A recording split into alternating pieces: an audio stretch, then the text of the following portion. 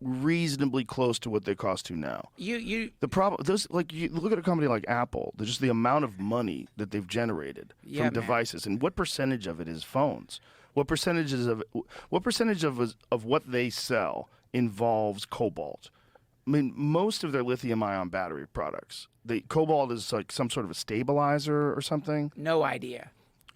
Siddharth Kara, who wrote that book on cobalt, who came on the podcast and had this.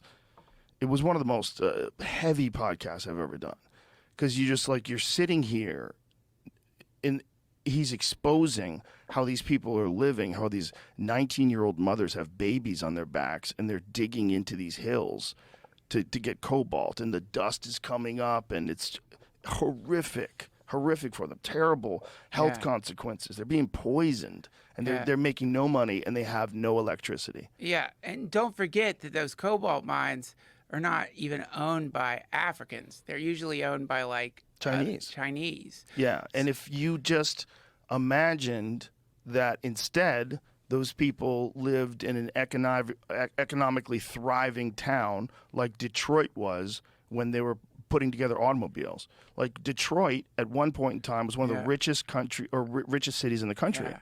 Detroit was a huge hub. There was beautiful cars everywhere. America was making these cars, and they were selling like crazy. The industry was booming, and then they pulled it all out. Yeah. And then the city imploded. Like if you went to Detroit when did Detroit fall apart? When did